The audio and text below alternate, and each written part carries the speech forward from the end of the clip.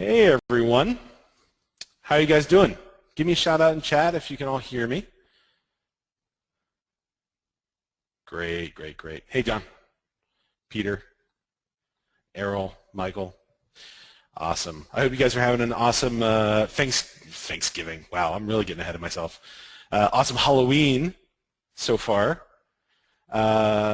So today, if you were with us last Saturday, some of the stuff is going to be, well, a lot of the stuff really is going to be a repeat. As you all know, we have two sessions. We have our Thursday session, which obviously is today. We have our Saturday session. The first session on Saturdays is going to be with Ryan for most of the time. And then today will always be with me. And it's usually just going to be sort of repeat kind of stuff. So, but being Halloween, I figured it might be a good opportunity for us to sculpt something a little bit different. If you're here on Saturday, you noticed probably that, or you know that Ryan sculpted a face, and that's actually really your assignment for this week. But I figured it might be cool to sculpt a little pumpkin today. And I don't know if any of you are familiar with an artist, Ray Lefane. If not, definitely Google worthy. But we're gonna kind of do something that's sort of inspired by Ray. So, but before we get into all that good stuff, let's chat a little bit. Just for those of you who weren't with us on Saturday, let's chat a little bit about how our whole kind of system works here. So, up on the screen right now. John is saying that my voice is choppy. Is anyone having issues hearing me? Everyone hearing me clearly? Getting a little choppy on my side too. Getting a little choppy. All right. Let's see here. Let me try this quick. Let's see if we can smooth things out here a little bit more.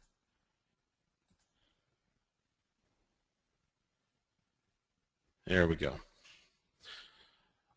Is this a little bit better now? Still kind of choppy or no? We're doing better. All right, cool. Well, you guys let me know if it starts getting choppy again, and we'll see what else we can do. But the good news is I'm recording this from my side, so even if it does get a little bit choppy for you, you'll still be able to understand it nice and clear on the replay. So, okay, so back to our course area here. So this is our kind of our homeroom area. When you sign into ZBrushWorkshops.com, this is the area going to be, and you're going to find all of your courses here. You guys actually are going to see more courses than I have right here, because you have access to the Tele bundle, to email me, and I'll make that for right away. But everyone should be able to do that sort of stuff. And so let's come in here and take a look at our course. Audio's getting bad again. Okay. Let me see what we can do here. I'm going to put you guys on hold for just a second so I can run in the other room and see if there's something I can do to get this sound a little bit better for us. So give me just a second, guys. I'll be right back.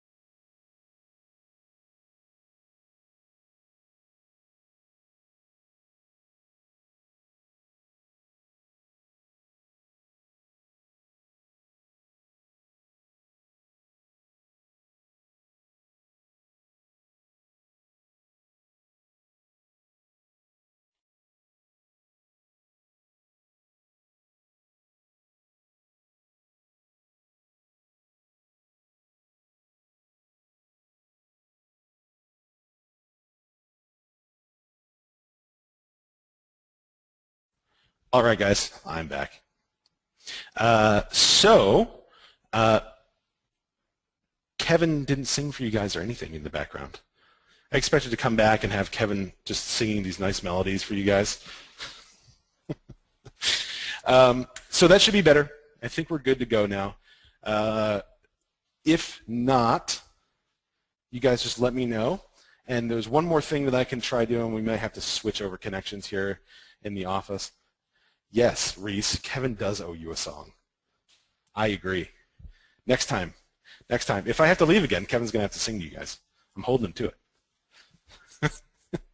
Notice he's still staying quiet in the background, hoping we don't notice. Right.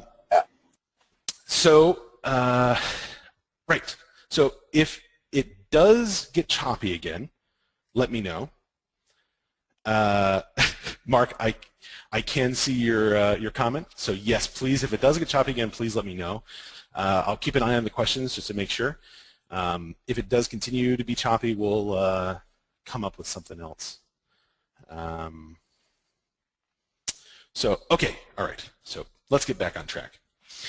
So before we were rudely interrupted by my internet connection, we were talking about our sort of back-end homeroom area. And here we have 3 different options. You guys won't have these options up top. This is just because I'm an administrator. But when you sign in, you'll see the curriculum, projects, and questions area. And you'll also see all of the modules, right? You'll only have through module 4 right now. Everything else you probably won't be seeing. Everything else, if you click on it, it'll say coming soon. That's kind of how it's set up right now. If you're a new student, that is. If this is your second time around, then you have access to everything. So you come in here every time that we have a live course or a new week comes up. You're going to see all of the replays here.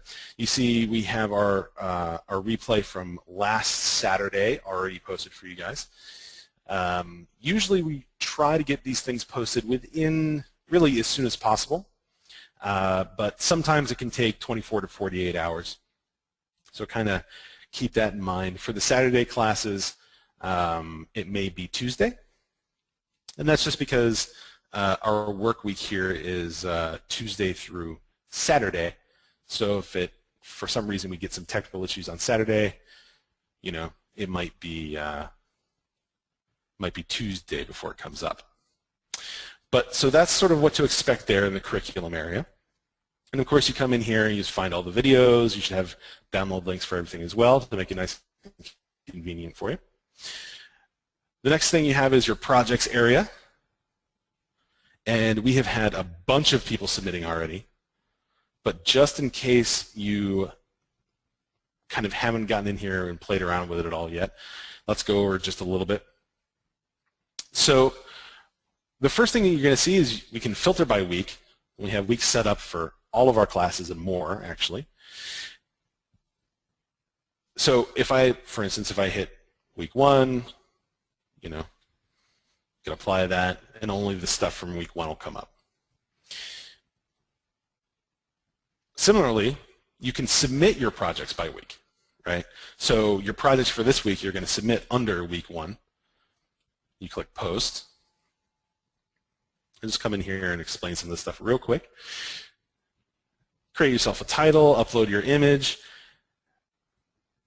make sure that your week is good, and save. Right? It's easy as that. And once you save it, it's going to actually come up with a project like this. Let's use John. John, you're going to be my guinea pig right now. So John has come in. He's got his thing posted. He's got this nice skull that he did. And you'll also notice that we have these areas, what's good, what I can do differently, and the summary of what's good. This area is really important because when Ryan and I come in and we're kind of looking around and checking out your homework, this kind of lets us know what's going through your mind, right?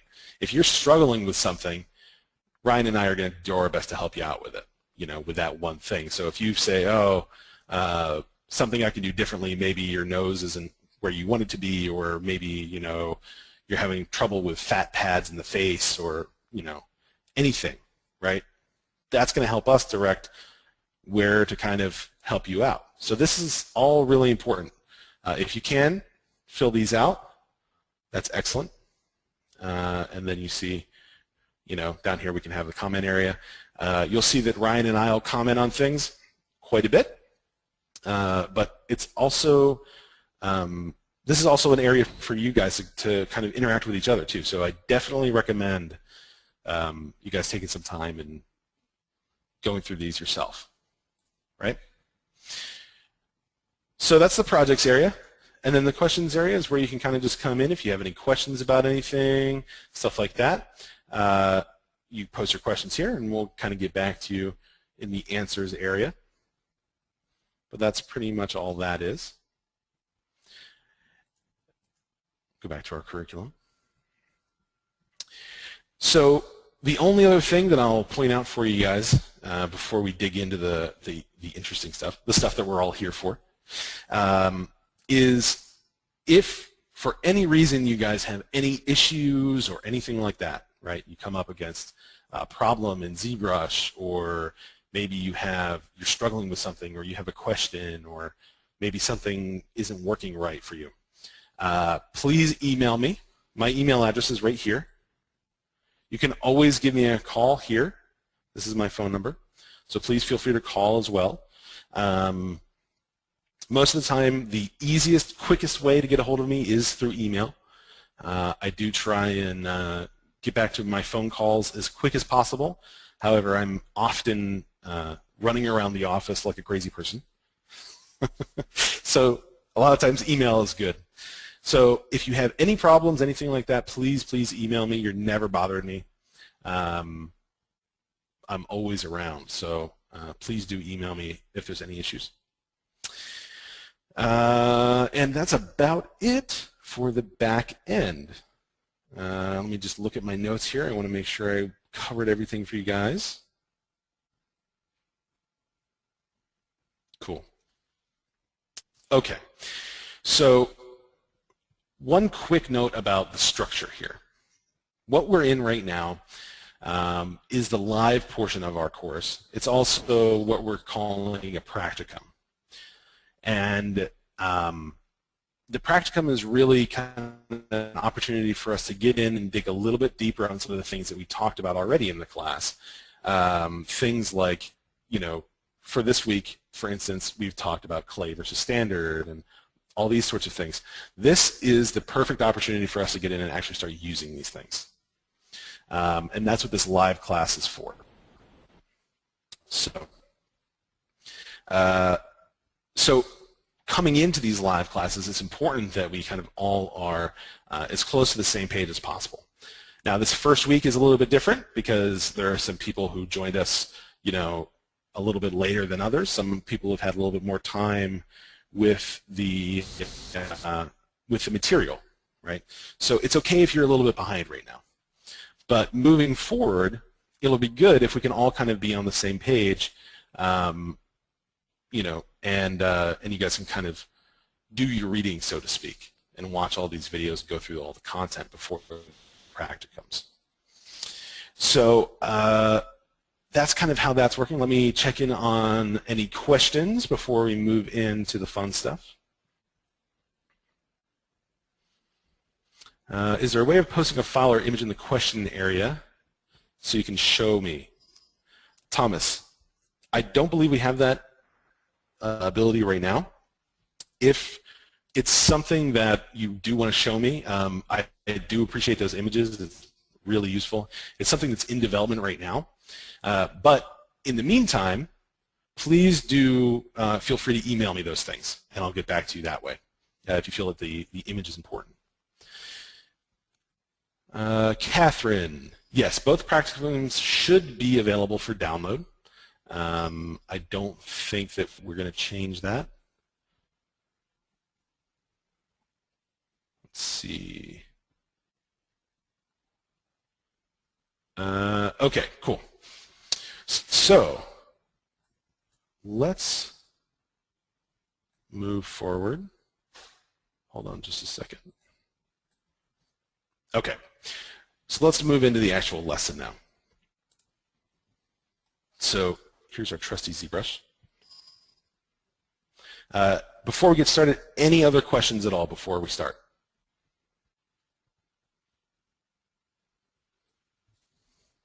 Okay.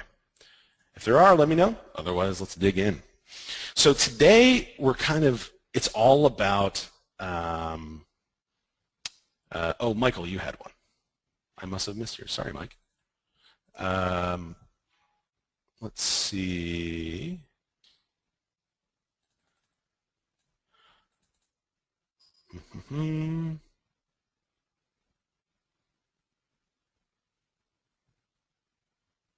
Oh, yeah, Michael. This,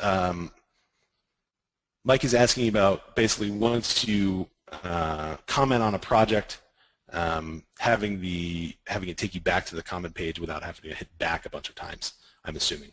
That is something that is close to being rolled out right now, so it's coming. It is coming.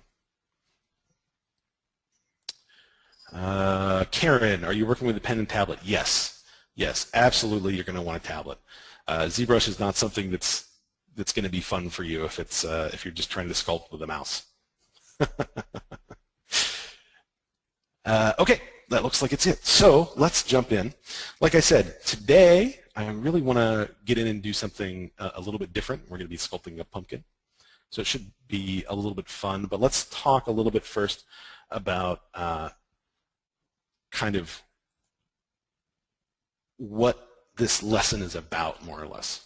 I'm going to start out my drawing tool. This has the potential to make my audio a little bit crappy. So if it does start skipping, you guys have to let me know. Oh, Kurt, sorry. Sorry, Kurt. Okay. So today is all about, we're getting kind of a introduction to ZBrush in a sense. And what I really want to talk about is sort of the differences between some of the technical things or what we would call mechanical things.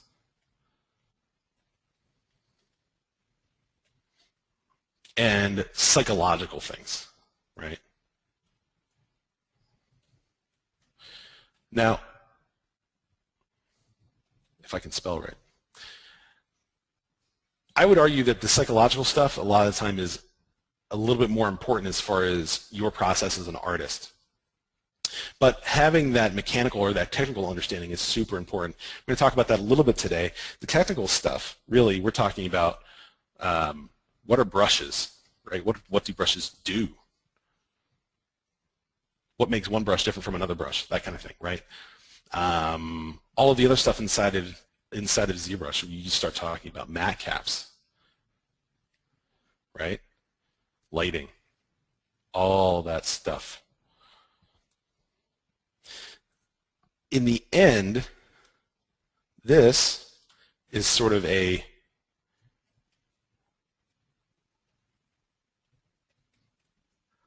how do I ZBrush, right? That's what this stuff is. That's what the mechanical stuff is. It's how do you use ZBrush? How does ZBrush like to be used? Okay, it's the tools. I'm introducing you to, you know, the same way that if we were talking about clay, I would be introducing you to this is what you use a caliper for. This is what, you know, this is what you use a palette knife for, and all that sort of stuff, right? The psychological end, though, that a lot of the times is where more of the struggle comes from, right? We as artists might want to blame, oh, this awful brush isn't doing what I want it to do, right? How often does that happen? A lot. But in the end, some of it, at least some of it, has to do with our understanding, right? And you might see psychological and think, oh, we're talking about things like my artistic self-esteem and stuff like that. And that's not really what I mean. What I'm talking about is things like, first of all, you have this inner critic. You also have what we call the artist's brain.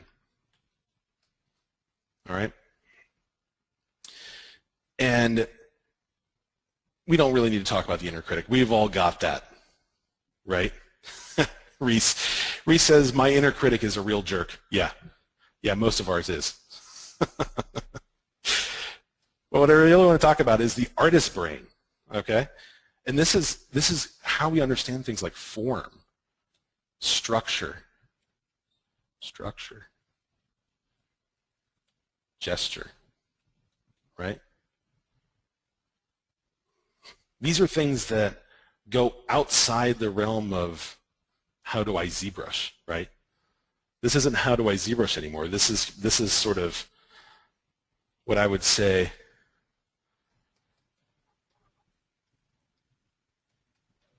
how do I art? All right? And this is where a lot of the struggle happens, right? And you know, you don't need me to tell you that. I'm sure you've all had that feeling, right, before. And especially when things contradict or sort of seem like they're kind of almost arguing with each other, right? Like what happens when maybe I've studied a lot of anatomy and so I have a really informed idea of what structure should be. But I'm putting too much weight on structure and I'm letting it get in the way of form, right? Maybe I'm trying to sculpt a female. Maybe I'm trying to do some cartoony work, right? Suddenly, if I'm trying to do some cartoony work, form and structure, sometimes in your mind, right, if you're not thinking of it in the right way, they can start to sort of argue with each other, right? And it just leaves you feeling confused and frustrated. Who hasn't felt frustrated with their art, right? You stand up from your desk and you're just like, man, I need some Cheetos, right? Or maybe you need something else, but we're not going to get into that stuff. So, all right, so let's actually get in and start doing some sculpting. We're going to talk first about the mechanical stuff, but we'll mix in some of that psychological stuff, right? But this week is really about getting in, kind of getting your hands dirty with ZBrush, starting to build that understanding of how do I ZBrush, right? And getting past that. Because in the end, the whole idea, a big idea, is we want to get past this. We want to make that. We want to make the mechanical, we want the technical stuff to be second nature. We want it to be like breathing. So that when I sit down at ZBrush, I can take what's in my mind and put it in ZBrush, and it just translates, right? I don't have to deal with any technical hurdles. So yeah, we're going to talk a little bit about this. We'll talk a little bit about some psychological things as well. So let's get started. Let's get sculpting already. So I'm going to start with the default sphere. Couple little things. I'm not a huge fan of the skin shade 4, so a lot of times I like to just kind of switch it over to basic material. So the first thing I guess that we should talk about is our UI, right? Our user interface. Bring up my drawing tool again. So up here we have our shelf, right? This area is the shelf. We have all of our navigation options over here. Oops. Nav.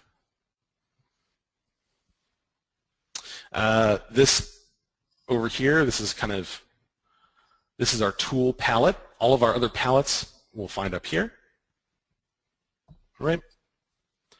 Those are the big things that I kind of want to talk about as far as that's concerned. We also have these sort of thumbnails over here. I think Ryan refers to these as I think they're quick palettes or quick something. Anyways, they're buttons. Yay for buttons. All right. So the other thing that I want to talk about is the help system inside of ZBrush.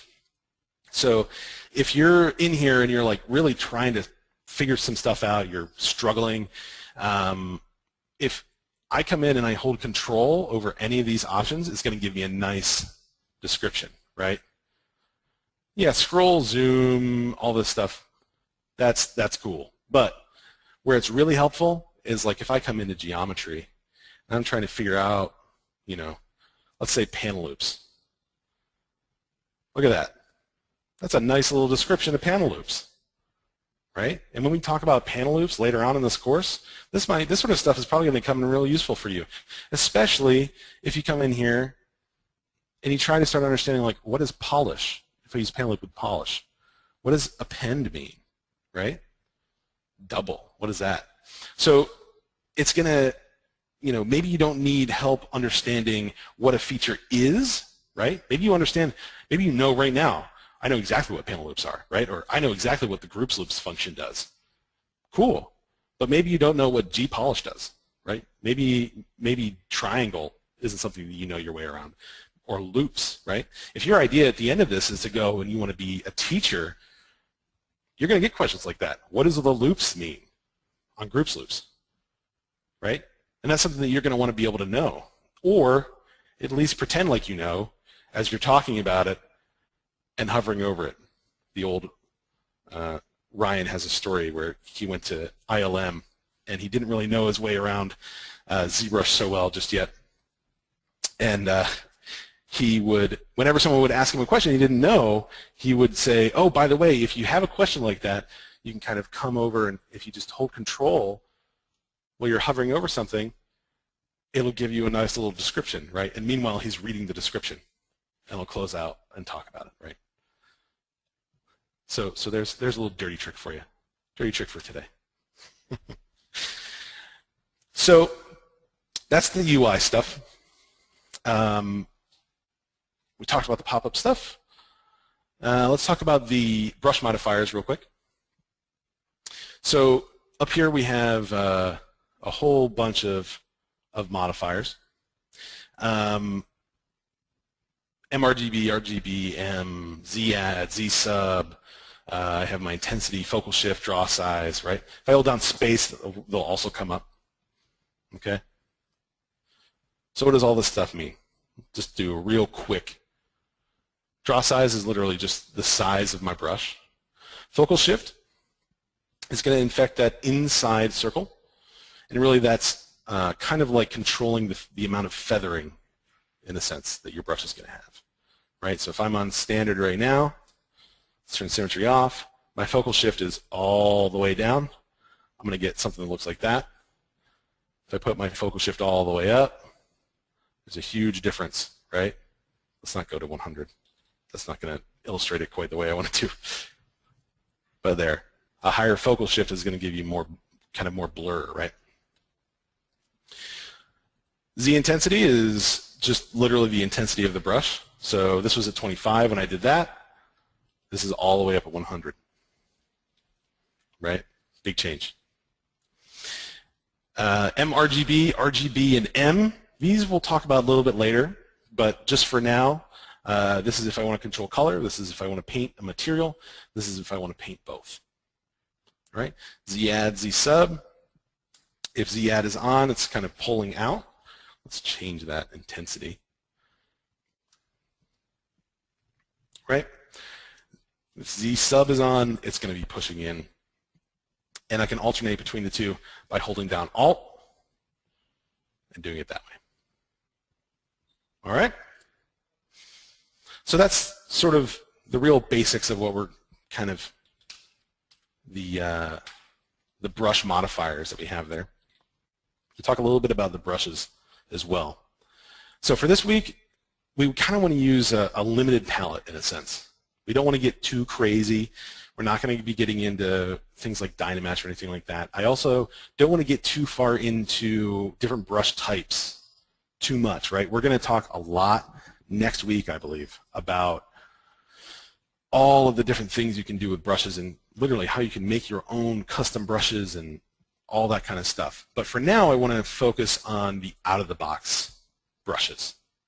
So for this week, try to only use, we're going to use the Move brush, clay buildup,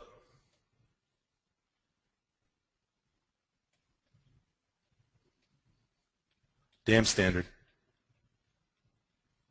Standard, obviously. /3. All right? And if you have to, maybe just a little bit of that H polish. All right? We'll go over that too. All right? This seems like it's a big list, sort of, but it's really pretty small, right? But these, out of the box, this is kind of what we're going to use for this week. All right? Okie doke. So let's talk about, as I said, yes, Georgie, of course, smooth. I always forget about smooth. Yes, you can use smooth. How awful would it be if we didn't allow you guys to use smooth? That would be a fun experiment. Maybe that's your assignment for this week, Georgie. Maybe no smooth brush for you. Okay. Let me take a drink here real quick before I lose my voice.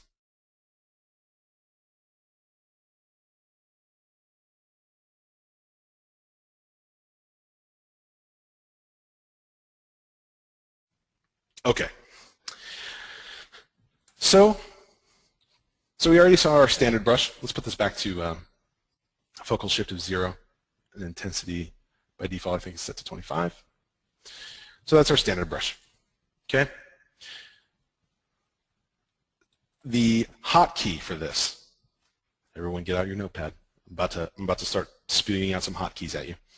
The hotkey for standard is BST. Why is it BST? What does B do? B brings up my brush. All right.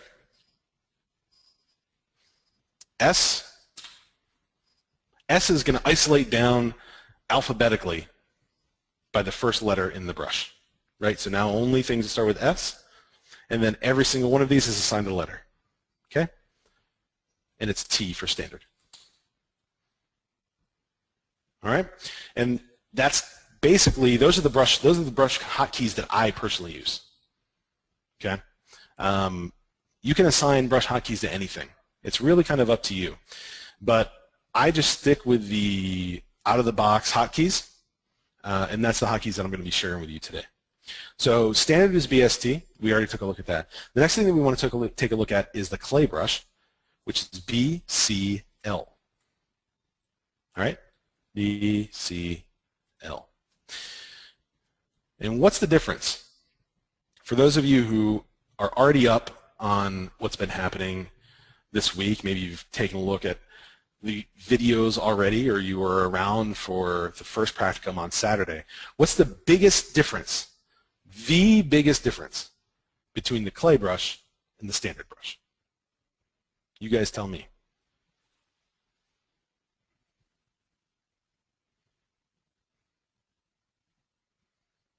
Yep. John, Catherine, Charles. Yep. Topology independence. Topology independence. The clay brush is topology independent, whereas the standard brush is not. I don't want to worry too much about what that means just yet. But don't worry, that discussion is coming.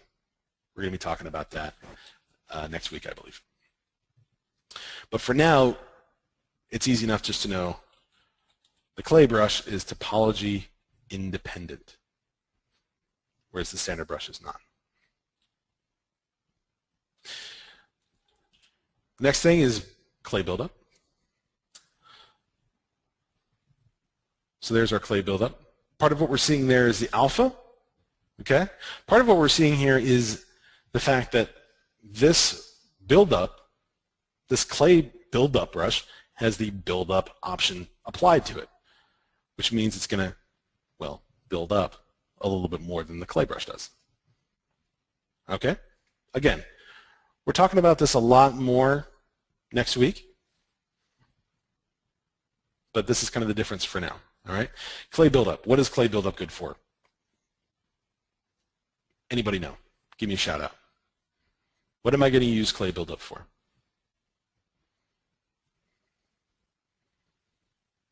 Hard surfaces, you can.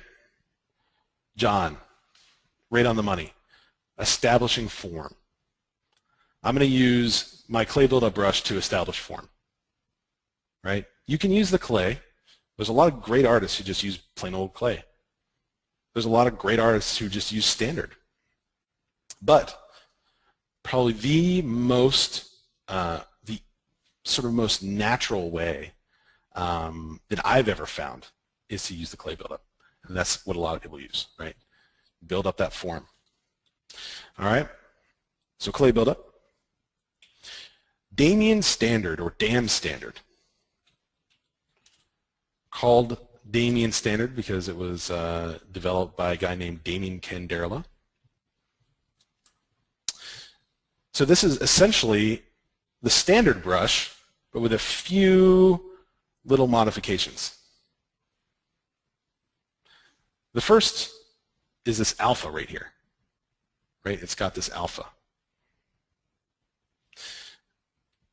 The second thing is it adds some pinch, all right?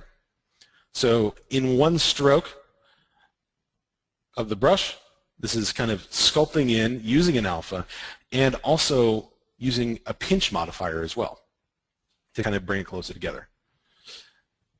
Damien standard, Dam standard, very good for wrinkles, right? You'll also see some people use it with the Z-add function applied to establish planes, right? Planes of a face or whatever, all right? So that's Damien standard, and let's see, BS, by the way, Damien standard, BDS, okay? Clay buildup, anyone know what the hotkey for clay buildup is? BCB, BCB, yes, BCB, clay buildup. All right, /3, BS3. Again, nice for wrinkles and that kind of stuff. But it doesn't really have as much of that pinching happening. All right, and there's no alpha over here. All right, I like to use /3 a lot of times when I'm establishing, establishing mouth areas and stuff like that. Okay.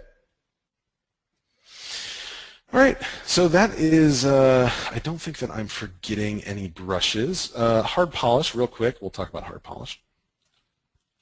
So let's say I have a form here and it's built up and it's gross and ugly looking and I want that to look more hard surface, right? One of the ways, BH, that's it, BH. There's only one H brush, by default anyways. If I come in here and use it, I can now start to establish these kind of hard surface areas, right, using the H polish or hard polish. Okay?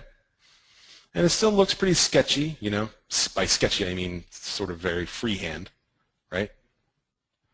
Doesn't look super controlled, but it has its uses for sure.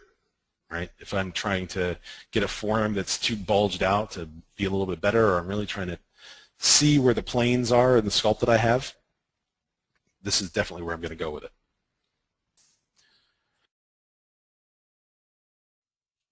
So let's get into sculpting.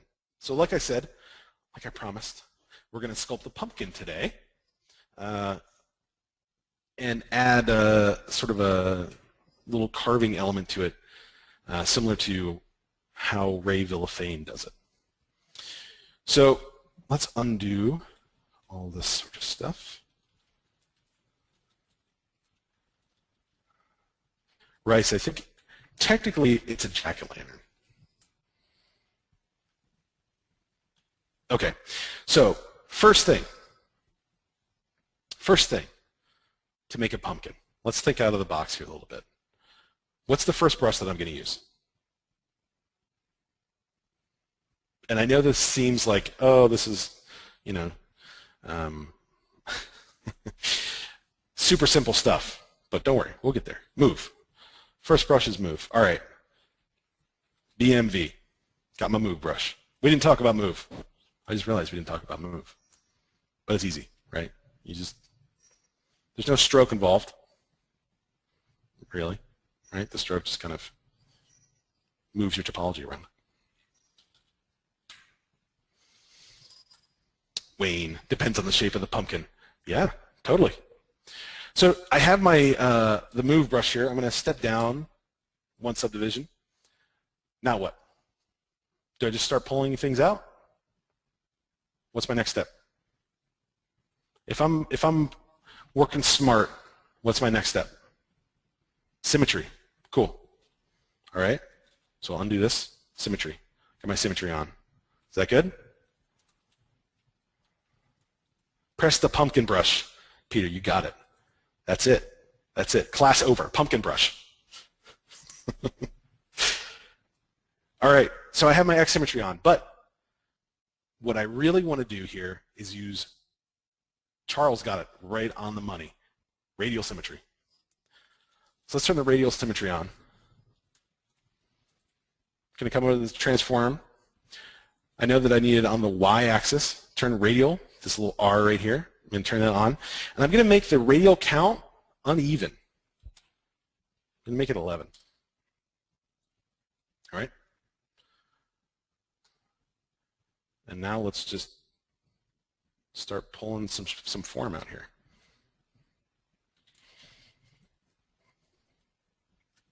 The nice thing about having an uneven number is that it kind of builds in a little bit of asymmetry in a way, right? It doesn't look totally symmetrical. Give us a little divot down on the top there. We're just going for the general form. Smooth it out a little bit. Kind of get this guy to the point where he's sort of close enough, right? So now I'm just going to use my transpose line. We haven't talked about the transpose at all. We're going to get there, but for now, let's just talk about the move and rotate transpose lines. Because that's what I'm just going to use here real quick. So for the move, I just hit W to bring up the move option, right?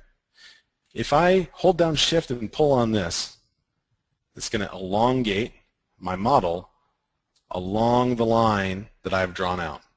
All right? I can also move the model, holding down Shift and grabbing that middle. All right?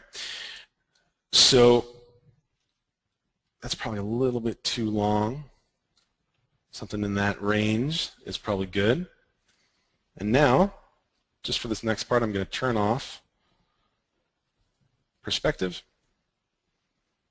And I don't want to noodle too much, but this is going to bother me. So see, this is my inner critic. That's what we've got to be careful of. Get in the way of the demo. Stupid inner critic. All right, Davian standard. Just going to draw this out right down.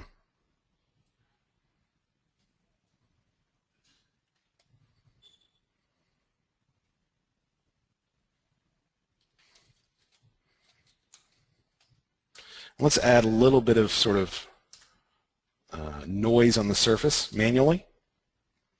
I'm just going to take my clay brush. I'm going to step up my subdivisions. I'm just going to start. This is just real quick.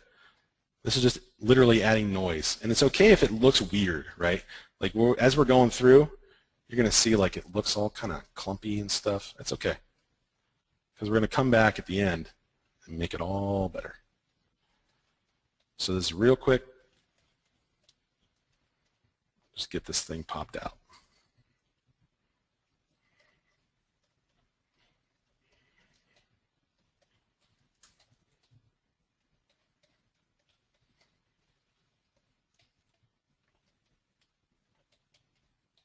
And I'm not, you'll notice that I'm not using my radial symmetry for this because I do kind of want some, I want it to be asymmetrical, really, right?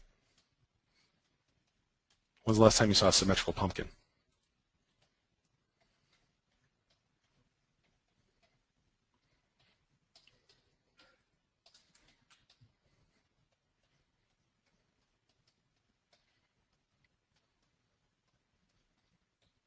Almost done. All right. So we'll call that good. Now we're just going to hold down Shift and smooth out some of this, the lumpiness a little bit, so that I still have that base volume still has a little bit of noise in it, but it's not really catching the light quite as much, right? So it still kind of has that uneven surface. I'm purposefully going in and trying to make this look like a lumpy surface, right? A lot of times when you're sculpting, you're like, it's just struggling to try to get it look smooth, right? In this sense, we're going the other way with it. Purposely trying to make it look kind of clumpy and stuff. And one more thing for asymmetry that I'm going to do is we're going to take the move brush. I'm just going to give this just a little raise up, just a little bit. Push this down just a little bit. And take my transpose line.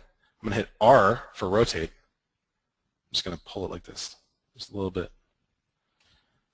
Giving me some asymmetry in my silhouette, right?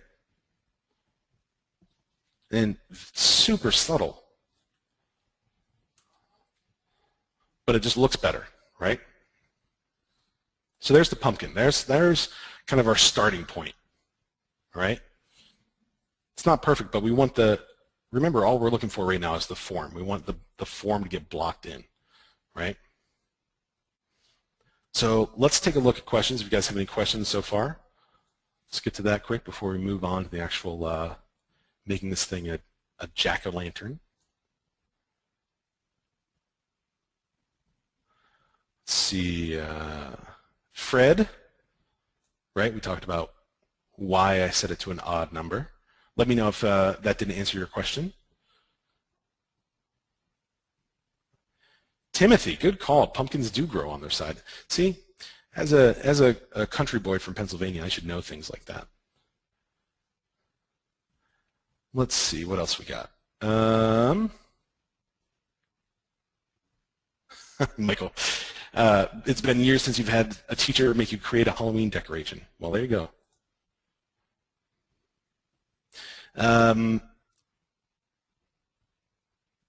So if your pumpkin does go off center, it's okay, right? You'll notice this guy, I literally just put this guy intentionally off center. Don't be afraid of losing some symmetry in that sense, right? A lot of times you may need to turn on local symmetry or something like that to get it to kind of apply to the object a little bit more. But there are a lot of different ways that you can get things back on axis if you need to. It's a little bit more technical than I want to go into today, though. But we'll get there. Don't worry. We'll get there. Sorry for the noise, guys. There's a little bit of construction happening today in the office. Okay, let's see. Any more questions? Reese says, so if you create a ZBrush script, Z-script, you can essentially create a pumpkin button. Yes. Reese, when you get that done, send it to me, and that'll make this demo a lot shorter next time. Next Halloween, when I do a demo, you just get that thing to me. And I'll even credit you. Like, this came to me from Reese York. Okay. Alrighty, so let's move on. Let's start sculpting a little face here. So I'm going to come back up into my transform,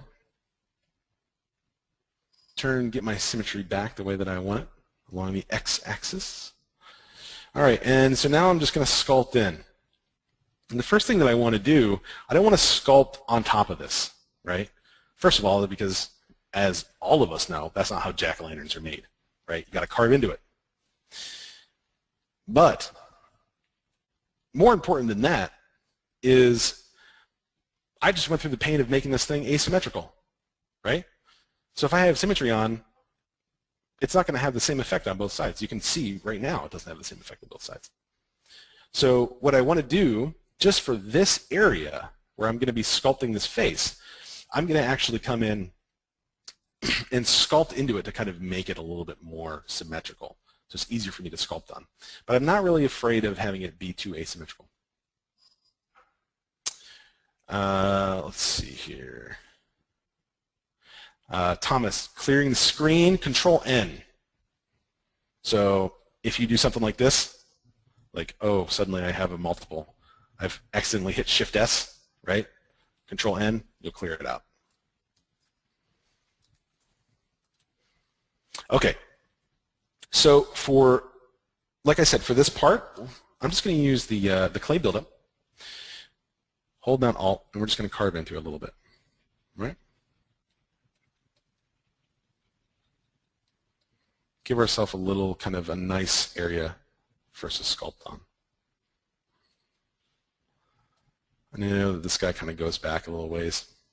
When I was preparing this demo for you guys, I tried to take it from the perspective of, all right, what if I was actually doing this, right? What if I was actually sculpting a pumpkin? How would I do it? And what I found was coming from it, from that side, kind of that psychological, right? That's a psychological thing. Thinking of it like that really screwed me up, like bad, because I was limiting myself unnecessarily. I was limiting myself, right? All right, so this is good enough. Let's get in and start building out some form. Now, remember, all we really want for this week is form. We're not trying to get polished just yet, okay? I don't want to see any like perfect likenesses in the projects area, right? We're just trying to get the form. So let's start building out some of this stuff. So this is going to be informed by some anatomical knowledge, but it's also sort of kind of a relief in a way, right? It's not going to have all of the planes and contours set up like a normal human face because we've got this flat area to deal with, right? So if I look at it from the side or from the top, right, it's gonna look off from a normal face. But I still want to take the anatomical knowledge that I have and come in here and know, like, all right, I'm digging out the order of the eye. I'm going to come down here. I'm going to try and establish this plane here and grab the nose like that. Okay? So we got that. That's looking good. Let's come in and establish the cheeks here a little bit. I want this guy to be kind of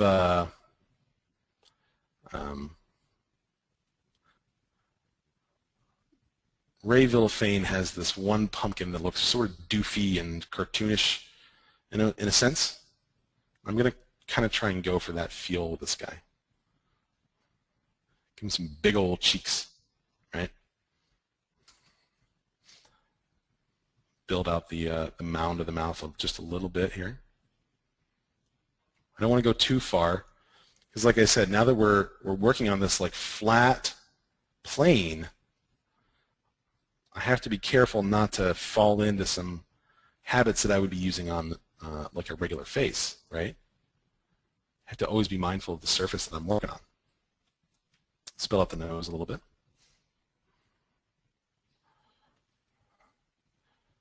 Get some eyebrows in here.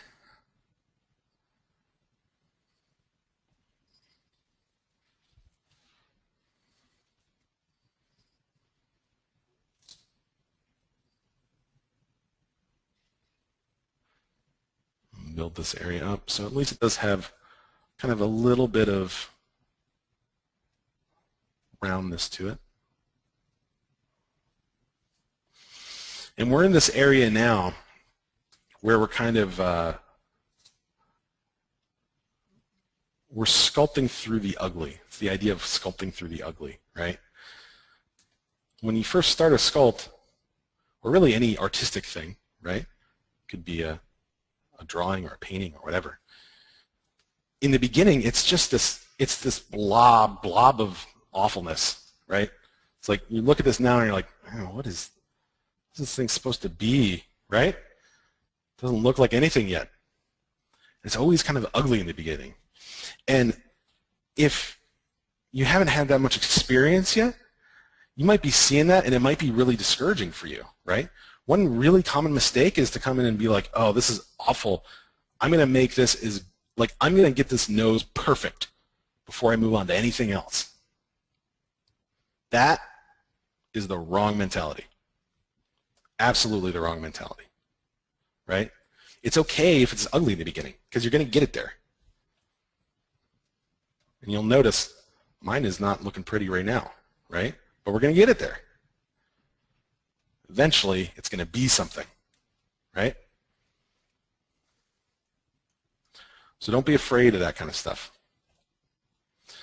And I've noticed even that, so part of what I do here is actually deal with some of our other artists who come through here. Those of you who've taken classes with us before know that, right? You've had me kind of hanging out with you before, right?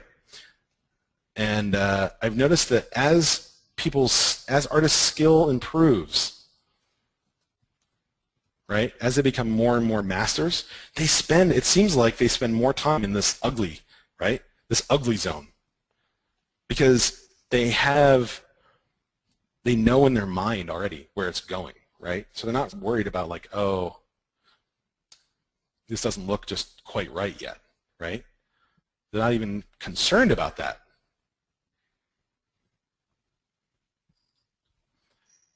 And you don't want to rush. You don't want to rush into, before I do that, let's Control D, give us a little bit more resolution. You don't want to rush into that detail phase, right? That's super dangerous, rushing into the detail phase, because a lot of times what it means is that you're ignoring that base form that you're trying to lock in, right? That's no good. Take your time. If you're going to take your time anywhere, take your time in that building out your form.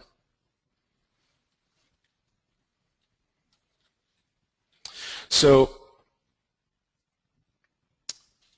right here, I just masked this area out, and I'm going to use my move brush with my mask inverted. So real quick, let's do this again. I'm just holding down Control, drawing out my mask. All right, refine my mask a little bit because this is still a relatively low resolution. Control-click on the background of the document is going to invert my selection. All right. Now grab my move, add a nice big brush size. Oops.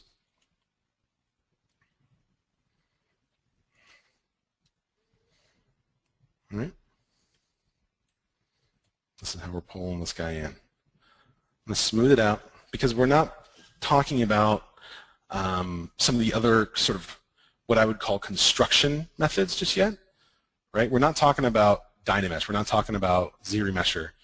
We're talking about using the topology that we have, right? We don't want to get too complicated in this first week. So right now, I'm going to be worried a little bit more about my topology in this area, which means I'm going to use smooth a little bit more to try and get the polygons in this area a little bit more dispersed, right? Because I know that later on, I'm going to be fighting topology on this lip, big time. Okay? We're going to deal with the same thing with the eyes. All right, so let's clean this up just a little bit before we move on. And then pretty much everything else for that mouth needs to be done at a higher subdivision, for sure. But that's sort of the line that we want for now. And we got to pull this lip out.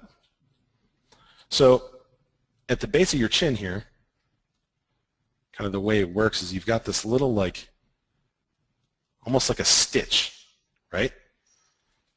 Let's get rid of this, and I'll show you here. Right in here, right, you've got the stitch. You can feel it on yourself. You just feel it real quick, right? You got that this divot that comes in right here, right? It's because this is an area where the skin itself kind of stitches to the bone on the mandible, right? So that's why with a lot of people, no matter what the person sort of, maybe they're a heavier person, or no matter how skinny they are, they're always going to kind of have, or how old they get, right? They have this like little divot right here. So we're going to take care of that here real quick. Give me just a second.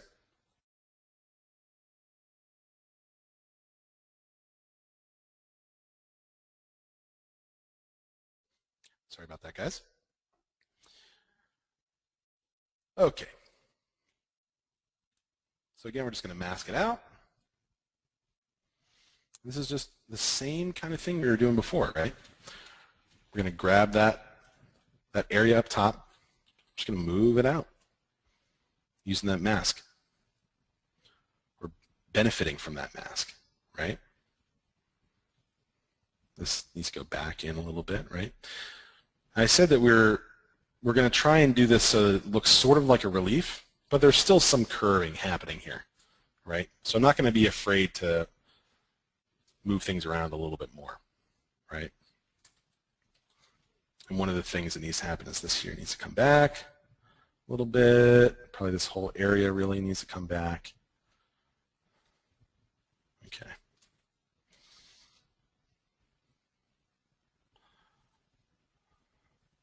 And this can kind of come forward a little bit.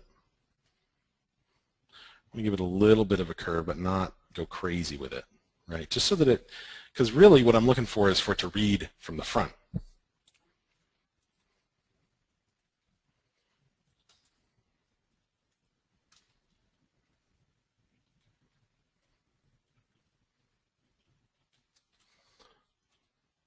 All right, so there's a good base. At this level, probably what we need to do is give us a little bit more definition in here and knock this back a little bit as well. All right, and we're still working at really low subdivisions right now. Sorry, kind of low, not super low. Right, this is not if you ever see people like Zach Petrock he can do amazing things at really low subdivisions inside of ZBrush.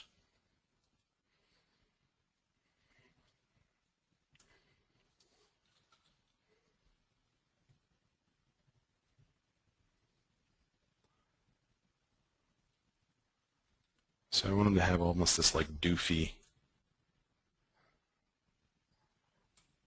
sort of mouth, right? It's okay if he's got these weird angles happening. I'm not as concerned about that.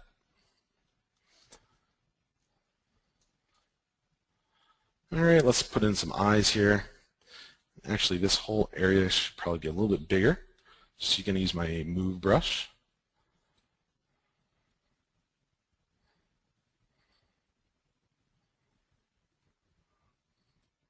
Kind of open it up there a little bit.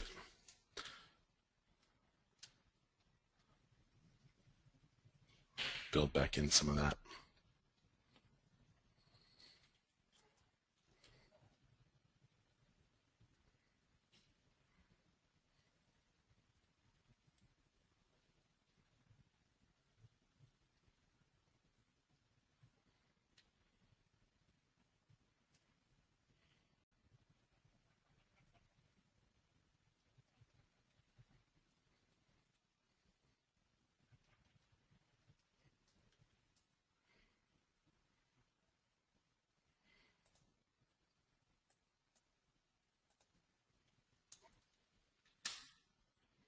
Okay.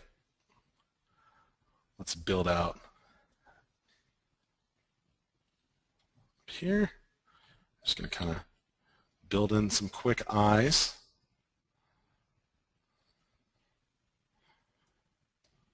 All right.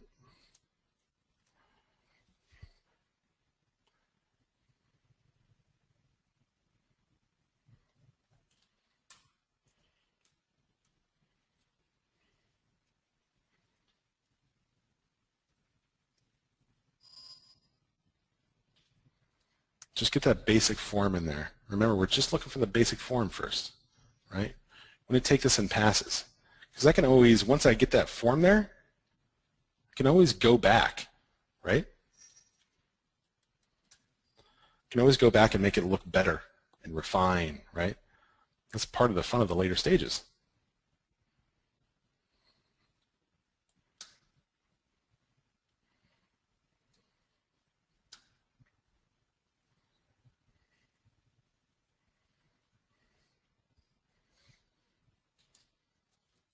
And the eyes is one of those areas, one of those areas that you can just spend forever noodling on, right? And it's still one of those areas that a lot of people, you can really just get stuck in the eyes. And it's, again, it's that inner critic, right? Oh, that doesn't look quite right. Right? And just stop you dead in your tracks. You got to be careful. All right, probably won't do too much more on the eyes in this subdivision level. Get a little bit, that form a little bit better there, though.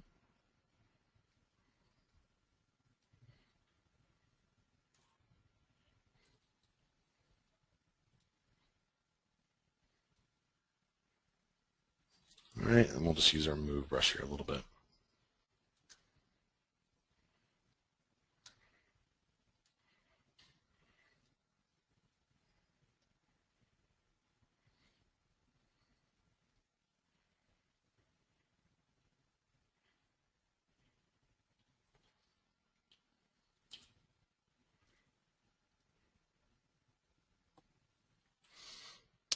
So one of the things that I like to do for the eyes, and this is something that, let me preface this by saying that I do not expect you guys to do this.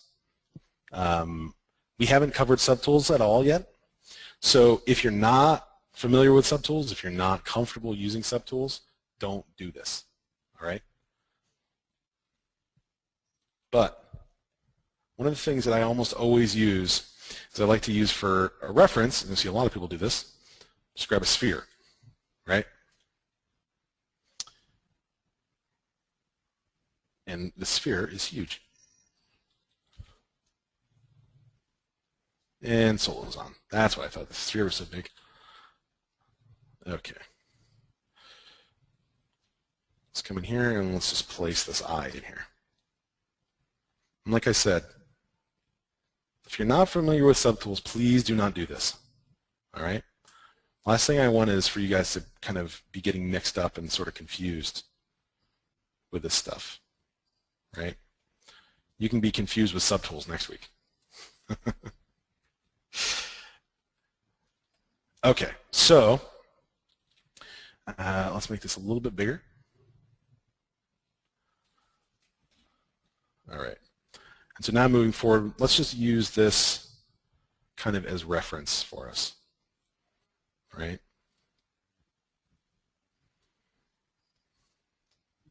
Give us a better idea.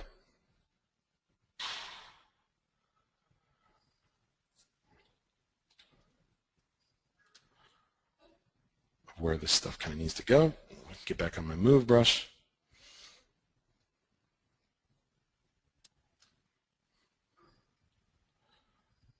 And we'll just go into Bob Ross mode on the eyes. Happy little eyes.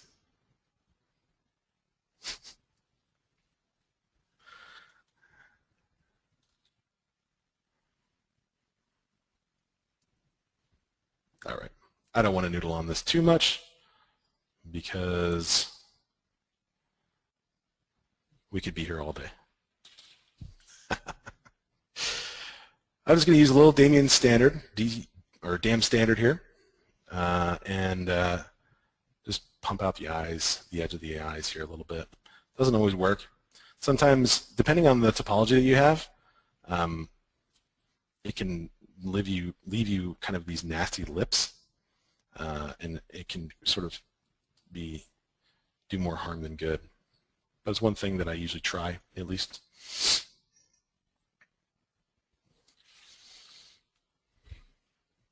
Move.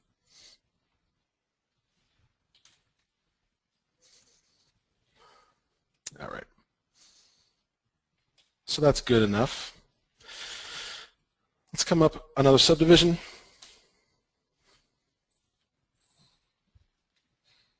Yeah.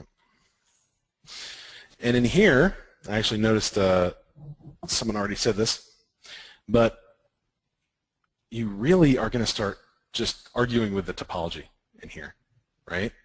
Like if I hit Shift F, I see that I don't have a ton to work with here, especially in here. Like if I want to, make sure that this crease under the eye gets right, it's going to be hard to accomplish with that small amount of topology, right? For this week, just unfortunately, you're going to have to struggle with it, right? Soon, though, we'll talk about how we can get past it and do other things to kind of make our life a little bit easier. Once we get into ZRemesher, once we get into Dynamesh, man, things get so much easier. But for now, we're sort of stuck to deal with it. That's okay, though.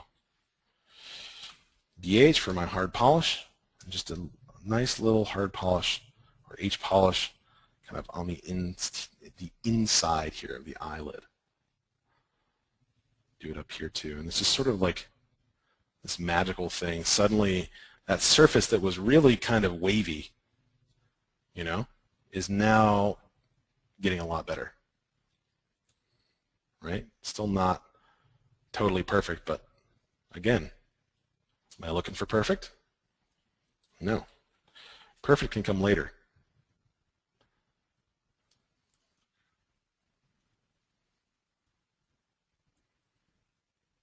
So let's get in and start defining some other things now that we've spent forever on the eyes.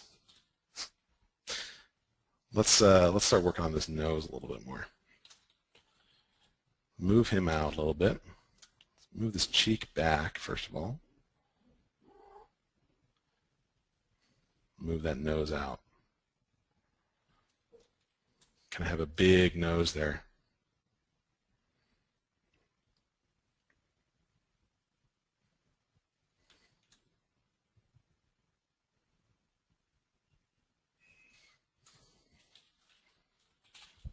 Use /3 just to kind of define some areas here before we actually, first thing that I'm going to do, I want to try and get this form better before we go defining anything. So a lot of times when the nostrils aren't working for me, one thing that I kind of like to do is just sculpt it back so it's kind of flat, as if the nostrils weren't even there, right? And this gets me back, most of the time, this gets me back to that original stroke that you saw in the beginning, where we carved out the eyes and we just came down and across, right? And we kind of had an area for our nose. So it gives us that flatness back a little bit, right? We'll just sculpt it out again. Still on clay buildup.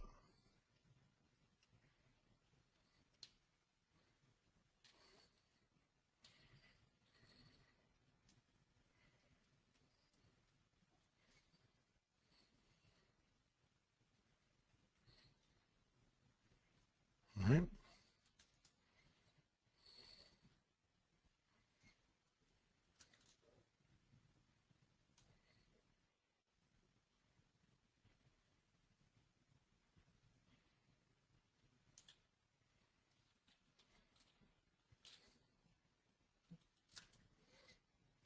And we got a question from Alvaro. He's asking, can I review the topology for the eyelids alone?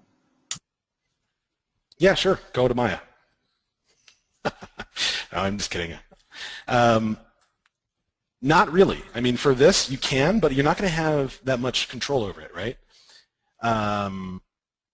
So you sort of need to be careful. Most of the time, anything that is resurfacing inside of ZBrush is going to do the whole thing, right? You can do bits and pieces, but you're going to lose a little bit of control, and it might take you a little bit longer than it's actually worth to do. But the short answer is yes, you can. There are techniques to do that inside of ZBrush, but those are coming later, so I don't want to really get into those right now. But Yes, you can do that.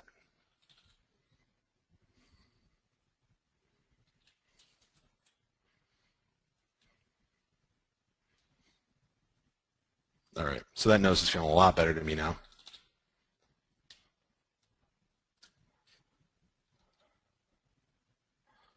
Let's just come in here. I'm going to use my clay buildup at a smaller brush size. Kind of build out this right here. This line is going to kind of go into that big, like, overstated cheek.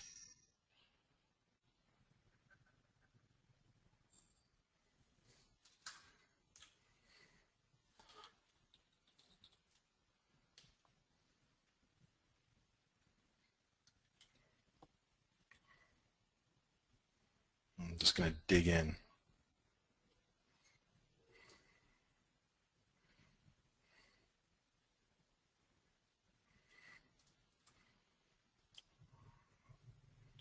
Try and selectively smooth that out there a little bit.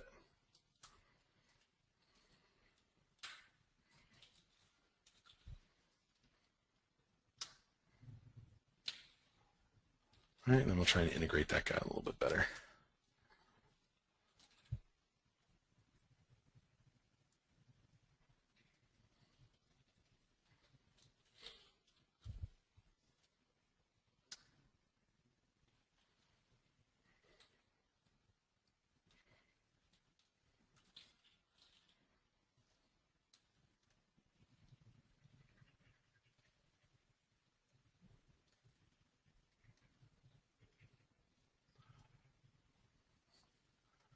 Get that cheek in there.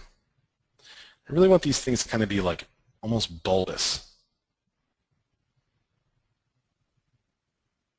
You see me using the stroke a lot with the clay buildup.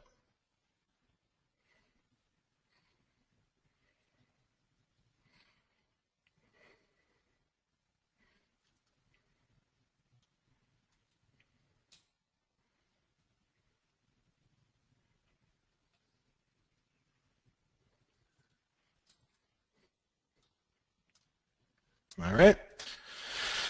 So now let's define our mouth here a little bit more. Everything else is starting to kind of come together a little bit.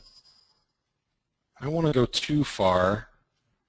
I'm really just looking for mainly the primary forms. Really the only thing that I want to get out of the sculpt.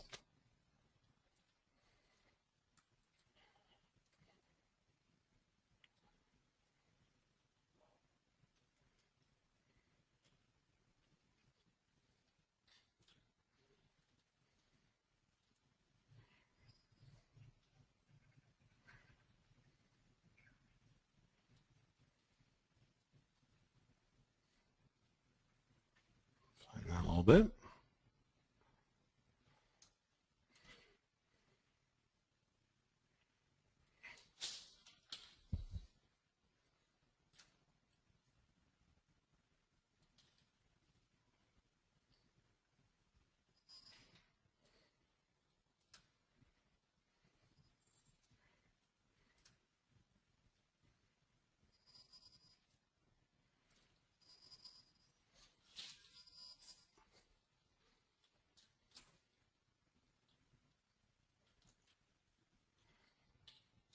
All right. I'm going to use the that hard polish, the H polish that we talked about right here, just to flatten that surface out a little bit. We can always come back and make it look a little bit smoother later on. But right now it's just a little bit too sort of bulbous looking for the area around the mouth.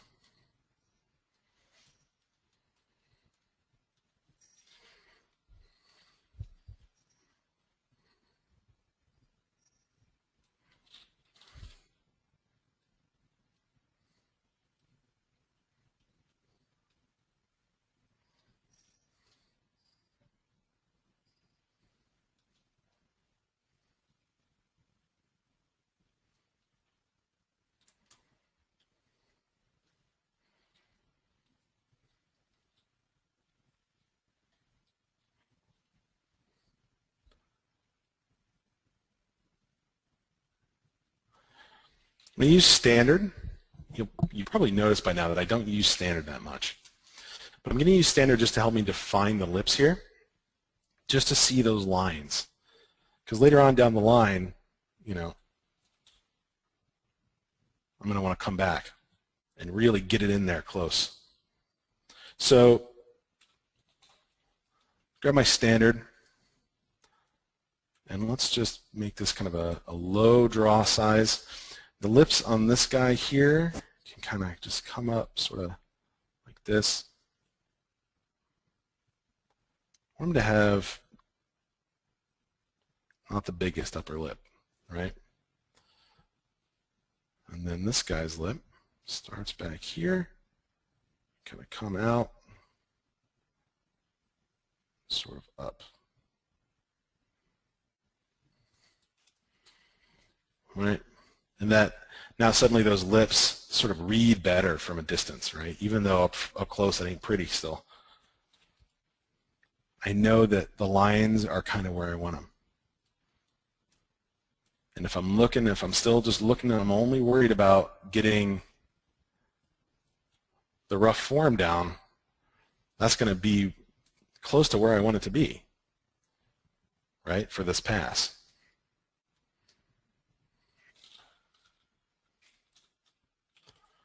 Let's try and refine this upper lip area a little bit.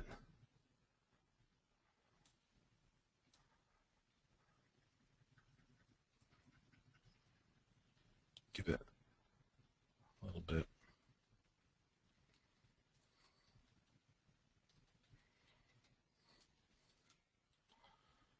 All right, we're kind of getting close here.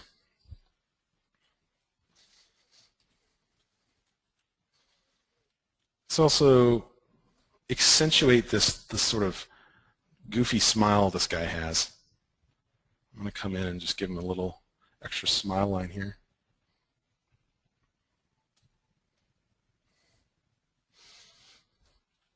Refine it with /3 real quick. Just pops out a little bit more. Move brush, bring that back just a bit.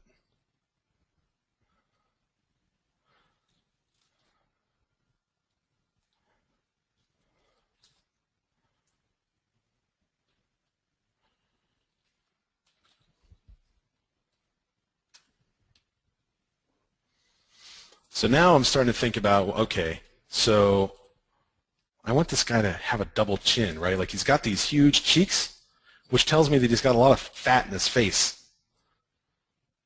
So I got to start thinking about, okay, how am I going to fit that double chin in, right? Because it's sort of looking like, it doesn't really have that much room. Kind of get this right quick.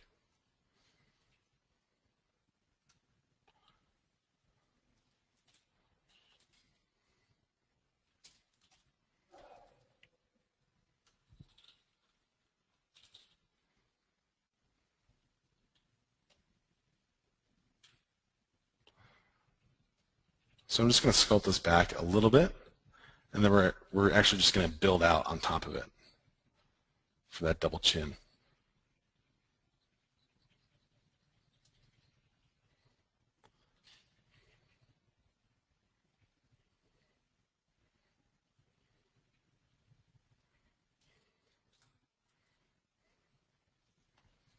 I'm going to dig into our pumpkin a little bit more too here and give us a little bit more room on the side to work with.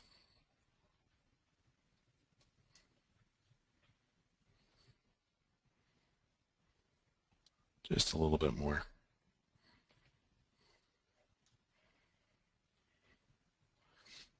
And that way this line can kind of come up.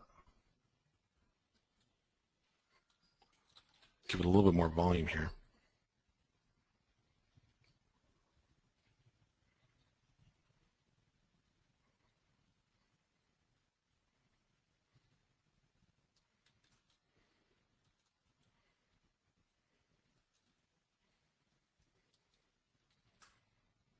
Smooth this out a little bit.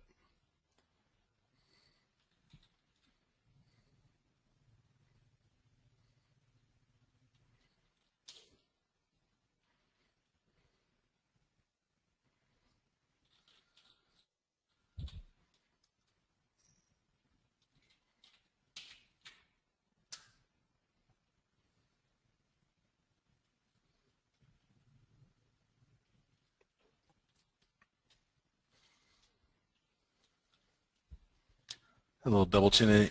Not too bad. Not too bad. Give him a little bit more roundness here.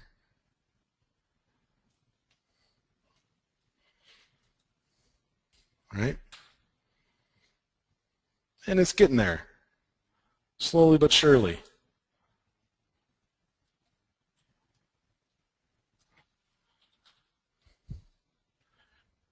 And even though I know that this is on a flat surface and it's almost got kind of that, relief sort of feel to it, I'm still worried about what I would call the sculptor's angle, right? Looking at it from this side. It's going to be a lot more flat, but I'm still worried about it, right? Because I don't want it to be too flat. Because when I look at it from the front, I still want it to convey the contour that is happening there.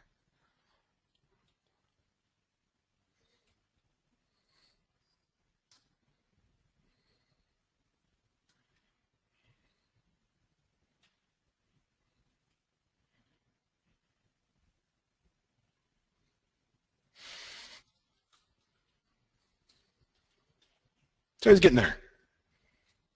Kind of a happy little dude. Let's give him a little bit more life in the eyes, and then we'll probably wrap it up here. Why don't you guys go sculpt your own pumpkins?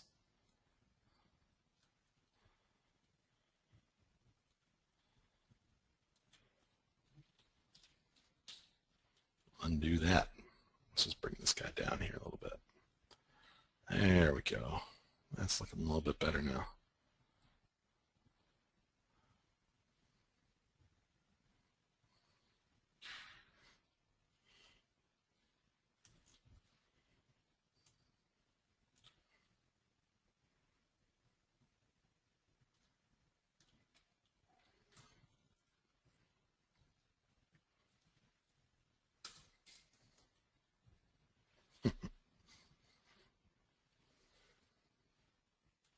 It's kind of got that sort of cartoony, so happy.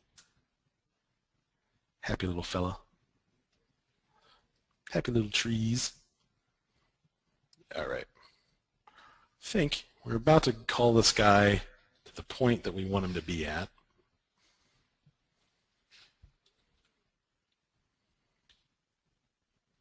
And then we'll get to our questions.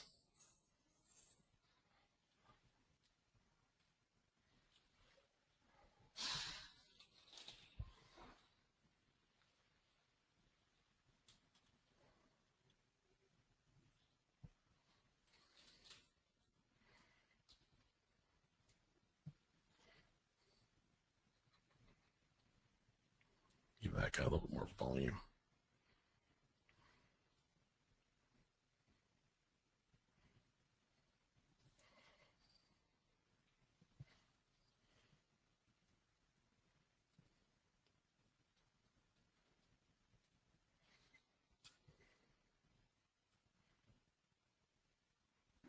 And we got a couple people wondering what subdivision you are currently at.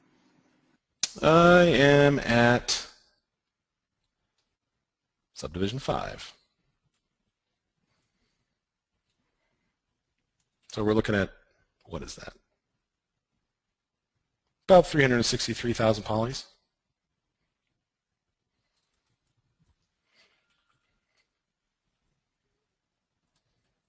So nothing crazy, right? I mean, that's not much for a face.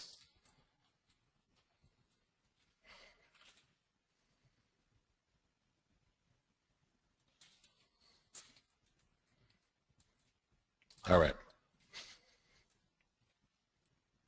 So let's get to some questions real quick. Let's just for giggles. Let's give this guy some irises. Oops.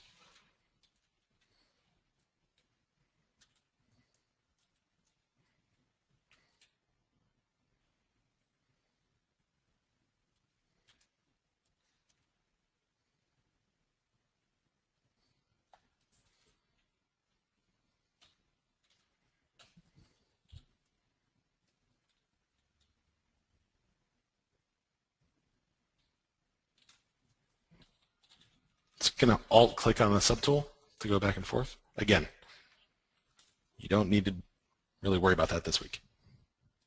We're just doing it right now, just kind of for giggles a little bit.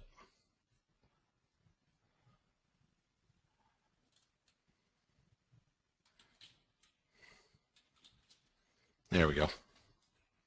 Roberto is asking if you always use a sphere prop when you are making the eye.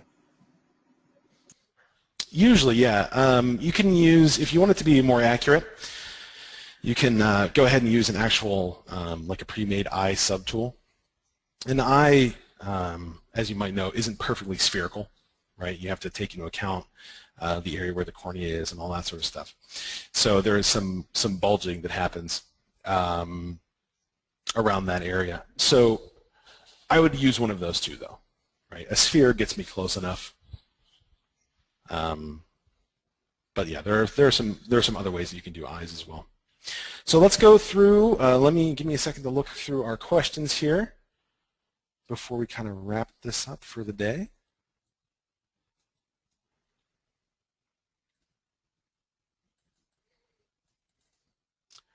Just kind of going back through here. And feel free, Kevin, if you've seen any that are really good ones, let me know.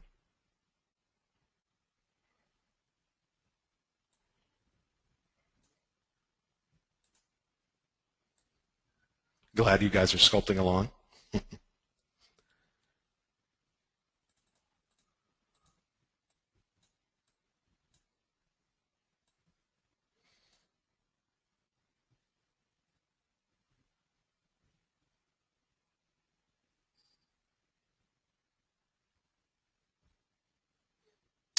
Yep, Catherine's got a good point there.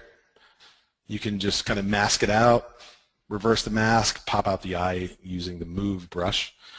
That would be the easiest way to do it without doing the subtool method that I use. And in fact, if you don't want to get into the subtool stuff, I would absolutely recommend doing it that way.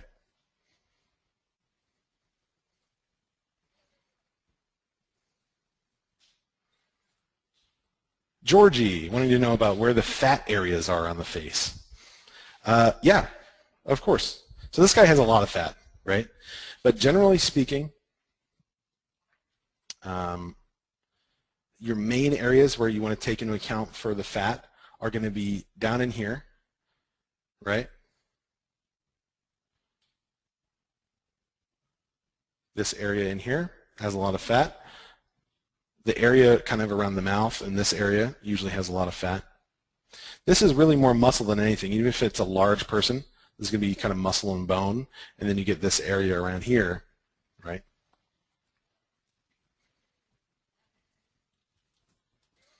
But a lot of times this area is kind of the supraorbital triangle you kind of get in here, right? This guy's is very exaggerated and shaped a little bit differently because we made his cheeks so kind of outrageous.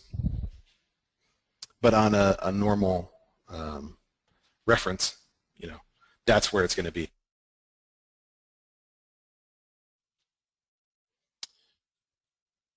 Right? So those are the main areas, and then you get kind of, you know, for larger people, you're going to get these bigger chins.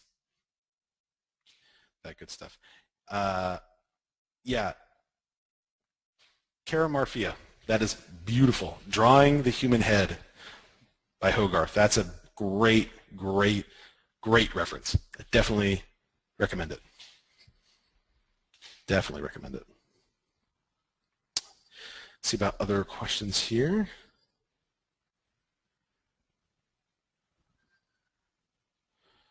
Looks like that's kind of all of them. If you have any other questions, let me know. Hopefully I didn't miss anyone. So while you guys are, if you have any more questions, get them to me while you're doing that. Again, real quick, your homework for this week is just to get in and start sculpting some heads. Get used to this kind of workflow, these tools, right? Get used to the technical side of it, and get used to checking that inner critic, right? Really have an understanding of the psychological side of it, and you'll notice that you start to kind of work a little bit better, a little bit faster. You're seeing a little bit more improvement. So definitely do that as well. John is asking how to get the cross-hatching effect you were doing. So that stroke is that's actually a stroke that I stole from Ryan. I think actually I stole it from someone who stole it from Ryan. It's third-hand Ryan stroke is what that is. That's just the clay buildup, and it's just a zigzag, right? That's all I'm doing, zigzag. And you can make it more dense. It's going to make more of a bulbous area in that middle, right? So you have a little bit more control.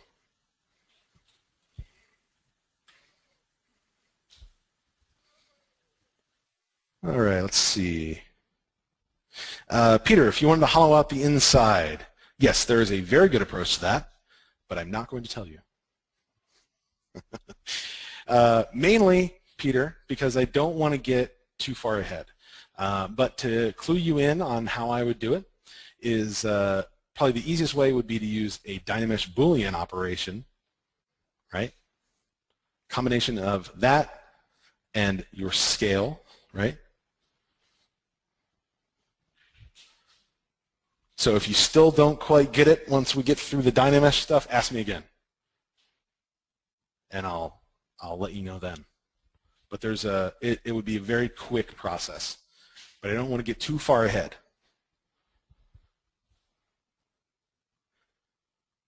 All right. Let's see. John, I had one about how to keep from going in so deep to get the cross-hatching effect. Oh, yeah, we just talked about that. Cool. Let's see.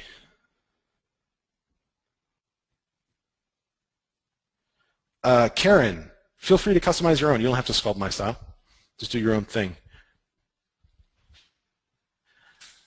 So no need to follow along with exactly how I do it by any means.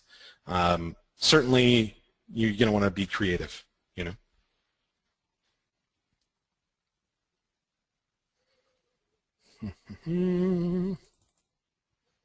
I do have perspective off, Rick. I do have perspective off. This perspective being off is for a very good reason, actually. And that reason is that I forgot to turn it back on. So normally when we get started and I kind of block in those forms in the very beginning, I like to have perspective off because I've had a bunch of times in the past, and maybe you have too, where my proportions will get all off, right? Like maybe the eye sockets are weird and suddenly the proportions are wrong. So for me, and this is just my personal workflow, for me I like to have perspective off during that very initial phase and then turn it back on. And then I forgot to turn it back on. So thanks for pointing it out, Rick. All right, let's see. Anthony, we can do any human head for homework. We don't have to do a pumpkin. No, of course, you don't have to do a pumpkin. The main homework is to do a head. So you really should do a head. If you want to do a pumpkin, one pumpkin in amongst a bunch of other heads, that's totally fine. Feel free. But no, you do not have to do a pumpkin by any means. The pumpkin was freaking you out. Don't be freaked out. You'll get there. In fact, if the pumpkin, Anthony, if the pumpkin is freaking you out, I think that you probably should do a pumpkin. Challenge yourself. Wayne, for Saturday's homework, the head and body. No, just the head. Just the head. Bunch of heads. So, again, to post your homework, we're just going to go to Here's our homeroom area again. Post in your homework, projects,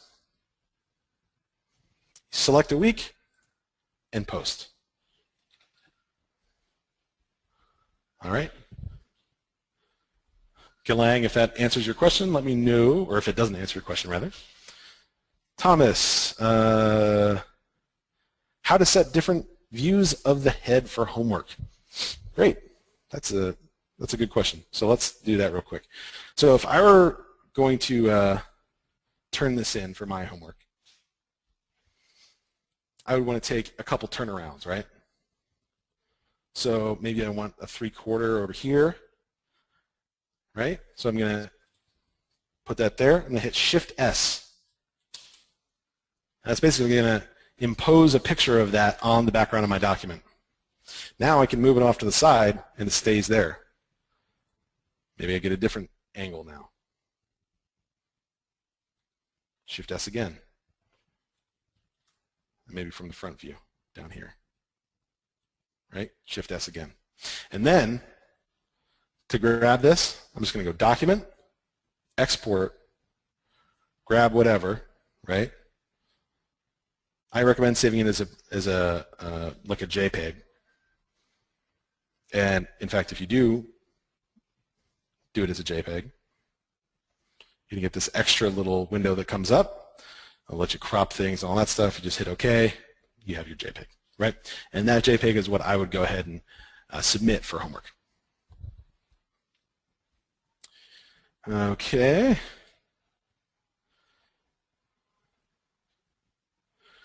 Wayne, you should have modules 1 through 4 available to you right now. The first 2 modules were kind of introductory sort of bonus things that you guys got access to before anything else. And then our first module was last week, and then we have our module for this week. So we should be up to 4.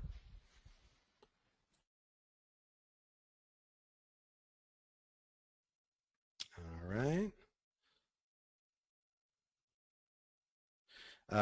Please do, Kara, that's a good point. Please do only post 1 image per homework if you can. That's going to make things a lot easier for us. Most definitely.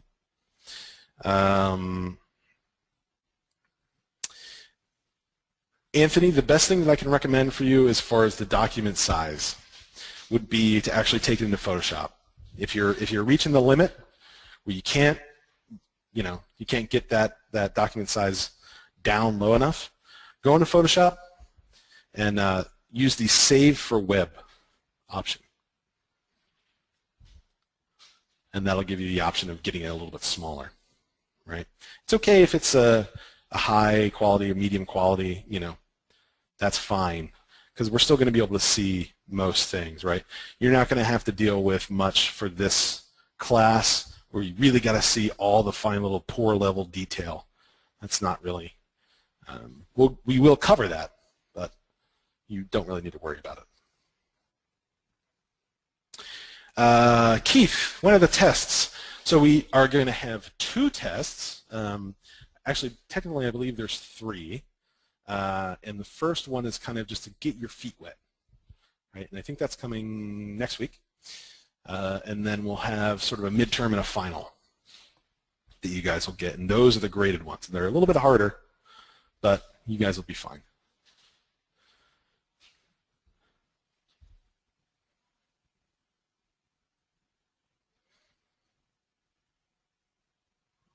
Wayne is asking if there's any way to set things up in our webinar so that you guys can see each other's names.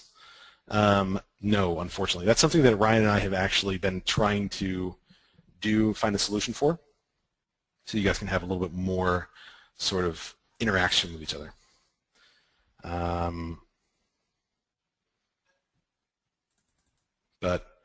Or, follow Mark's advice. Thanks, Mark. Okay. John wants to know if it's possible for me to demo how to drag palettes into a second monitor.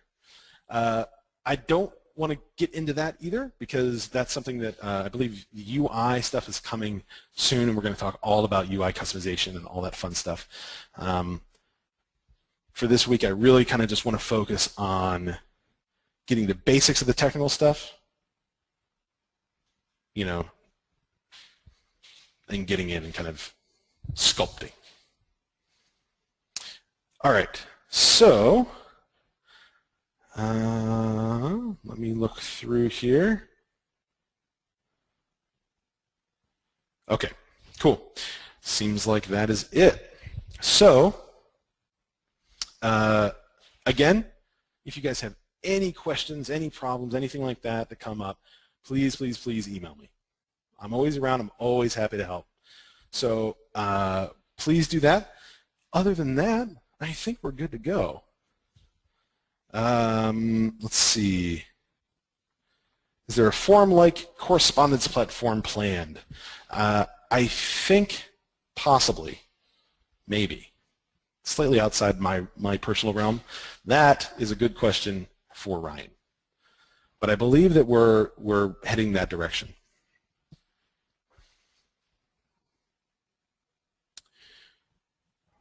All right. Cool. All right, guys. Well, I hope you all have an awesome rest of your Thanksgiving. Thanksgiving. Again with the Thanksgiving. I'm going to blame you guys for this. Screwing up my Thanksgiving and my Halloween. Yes. Yeah, Kara's got it. I have turkey on my brain. I'm like just waiting for the turkey and the pumpkin pie. Man. All right, guys. Well, I will talk to you all next Thursday. Thanks for coming out. And you all have my email if you need anything. So please do get in touch if anything comes up. But thank you so much for coming out, and we'll talk to you all soon. Have a great rest of your Halloween, not Thanksgiving. See you later, guys.